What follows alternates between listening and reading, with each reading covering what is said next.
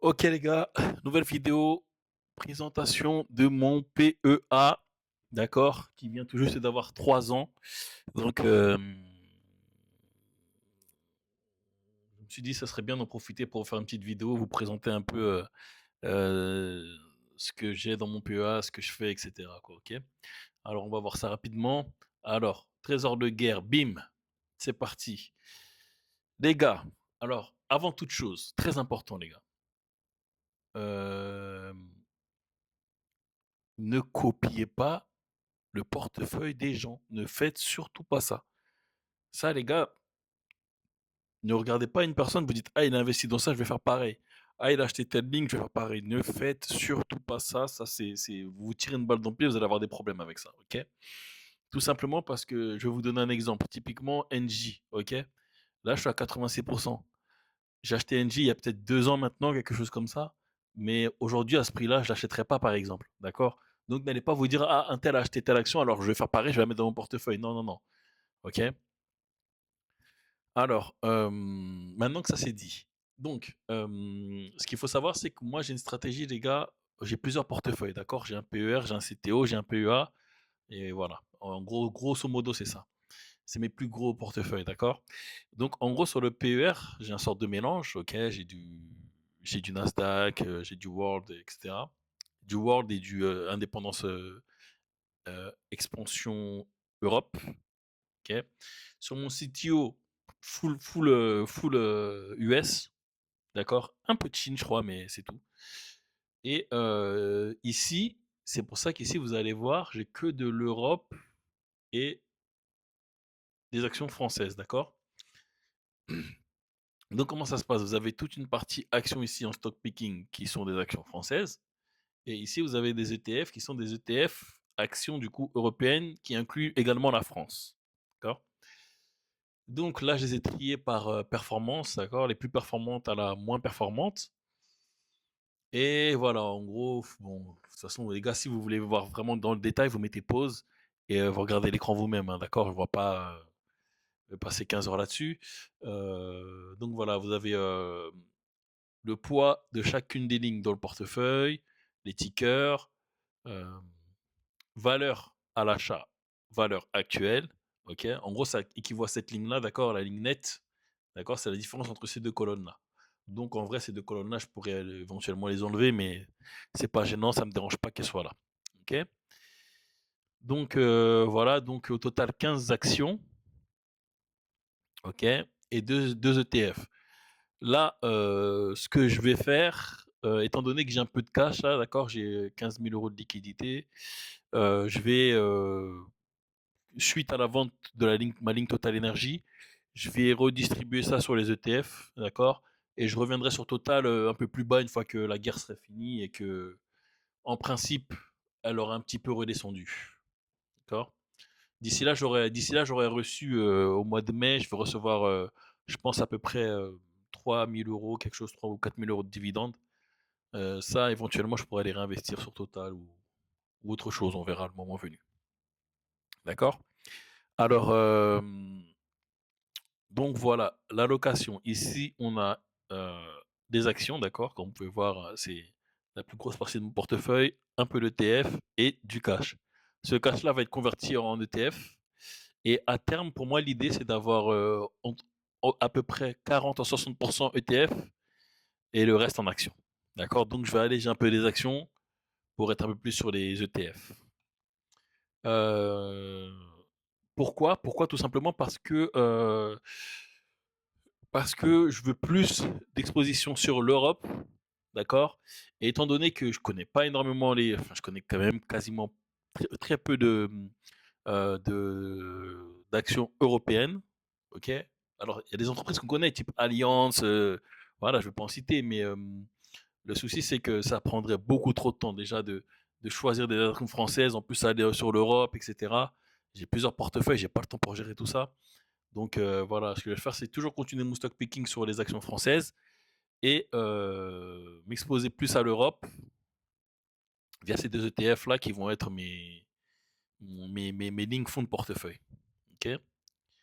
Voilà. Après, la devise, exposition par devise, ça, on peut pas faire grand-chose, les gars, hein, sur le PEA, ça sera principalement de l'euro, hein. Ok. Et ça me dérange pas de toute façon parce que j'ai plusieurs portefeuilles, dont un CTO qui est full, qui est principalement en dollars. Ok. Alors, on va voir au niveau des ordres. Hop. Voilà. Alors, ce que j'ai comme ordre en attente ici, j'ai un stop loss sur NJ qui est à 27, d'accord. Donc, pour le moment, il n'est pas encore exécuté. On va voir ce que ça donne. Et puis, au moment où il sera exécuté, bah, je prendrai je prendrai mon bénéfice et puis je ferai autre chose avec l'argent, d'accord. On va quand même voir, voilà, la ligne Total Énergie qui est juste là.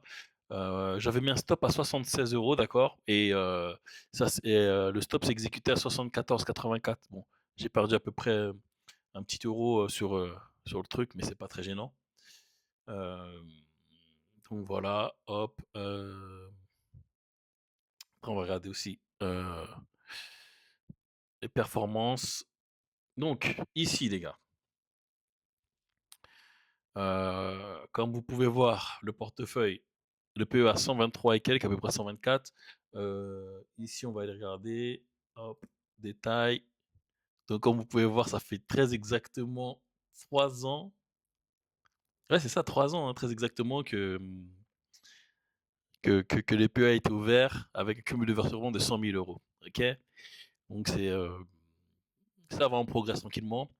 Euh, donc voilà. Alors ici, juste pour vous montrer pourquoi ici, dès fin décembre 2025, vous voyez, j'avais que 20 000 euros dessus. C'est parce que j'ai transféré mon PEA de chez Boursorama vers ici Saxo Bank. Ok.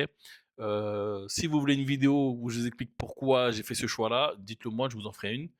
Donc voilà, le transfert il a été fait fin décembre. Donc comment ça se passe ces transferts? D'abord, il y a le cash qui est transféré. Ensuite, les actions. D'accord. C'est pour ça que les actions sont arrivées qu'au mois de janvier. D'accord. Donc c'est pour ça que j'ai pas plus d'historique.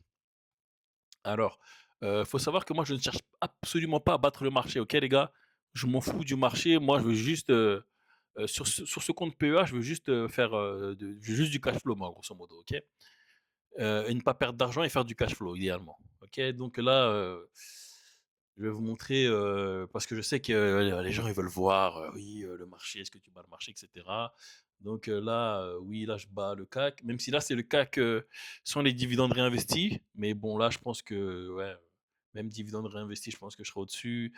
Après, on peut aller voir le SP 500, US 500, ok, pareil. Et le Nasdaq ici, et le Nasdaq ici, voilà, pareil. Mais par contre, les gars, attention, je tiens à dire quelque chose de très important. Battre le marché sur 6 mois, tout le monde peut le faire, les gars. N'importe qui peut battre le marché sur 6 mois, qui peut battre le marché sur 1 an, sur 2 ans, etc. Ça, c'est facile. Mais les gars, battre le marché pendant 15 ans, pendant 20 ans, les gars, ça, c'est d'autres paires de manches, les gars. Ah, je vous le dis tout de suite, hein. Donc là, ça veut absolument rien dire, hein, ok. C'est juste pour montrer comme ça, histoire d'eux, mais moi, ça m'intéresse même pas pour être honnête avec vous. Ok. Donc, voilà, ça c'est au niveau du benchmark. On va regarder aussi les gains et pertes réalisés. Donc, ici, au niveau des actions, on a plus 2400. Pourquoi? Parce qu'il y a des actions que j'ai vendues. En fait, comment ça s'est passé? Avant de transférer mon PEA, d'accord, j'avais des lignes que je voulais revendre, en fait. J'avais des lignes que je voulais revendre. Et euh, vu qu'elles étaient en moins-value, je ne voulais pas les revendre dans l'immédiat. Je voulais attendre un peu. Mais par contre, les lignes qui étaient en plus-value, je les ai revendues à ce moment-là, en fait, avant de faire le transfert, pour qu'il y ait moins d'actions à transférer, que ça se fasse plus rapidement, en fait. Ok. Donc, mes actions qui étaient en plus-value, type ASML, type. J'avais quoi aussi? J'avais Kering aussi. Ouais, j'avais du 60% sur ces deux actions, à peu près. Entre 40 et 60% sur les deux actions. euh, que j'ai revendues avant de faire le transfert. Et là, du coup, une fois le transfert effectué, j'ai vu que, voilà, sur ces actions-là, j'avais très peu de pertes en les revendant et vu que je voulais m'en débarrasser, voilà, j'ai revendu Beneteau, L'Oréal, LVMH.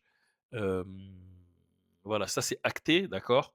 La plus-value sur Total Energy, pareil, elle est actée, ok.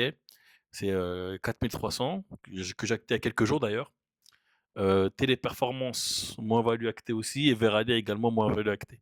Après, il faut savoir que ça ne prend pas en compte les dividendes qui ont été versés, hein. Donc, typiquement, Beneteau m'avait reversé du dividende. Donc, si j'inclus les dividendes qui m'ont versé, déjà versé, en fait, les 50 euros, je les efface, quoi, d'accord. Pareil pour L'Oréal et LVMH. Euh, Par contre, toi, Téléperformance et Verallia, j'ai dû perdre un peu, mais bon, ça, c'est pas grave. Ok. Donc, voilà, la plus-value actée 2400, sans compter ce qui avait été fait quand j'étais chez Boursorama. Et ici, bah, c'est plus ou moins value latente en attente, quoi, d'accord. Donc, 15 000 balles à peu près. Ok. Donc, maintenant, on va aller voir les dividendes. Ok. Donc, pareil, hein, malheureusement, là, les gars, j'ai pas l'historique des années précédentes parce que j'ai transféré mon PE en fin d'année dernière. Mais bon, là, on va pouvoir bien suivre. Et en plus, chez les autres courtiers, franchement, on n'avait pas un truc aussi quali. Franchement, je suis désolé, les gars. Que ce soit Boursorama ou Bourse Direct. Attention, hein, je dis pas qu'ils sont pas bien, ils sont très bien. Mais au niveau de l'interface, les gars, ça n'a rien à voir, hein. Là, au niveau de Saxo, franchement, c'est une super bonne qualité. Si vous voulez que je fasse une vidéo de présentation de l'outil de l'outil Saxo Bank, dites-le moi, je vous le ferai, d'accord. Donc voilà, tac. Et puis voilà, grosso modo, c'est les dividendes que j'ai reçus jusque maintenant. D'accord. Grosso modo, depuis le début de l'année, c'est ce que j'ai reçu. Ça, c'est ce que je vais recevoir. Mais à mon avis, ils ne se projette pas sur toute l'année parce qu'en mai, je pense que les dividendes vont pleuvoir, les gars. En mois de mai, ça va être quelque chose, hein. Ok, les gars. Donc, c'était tout pour cette vidéo.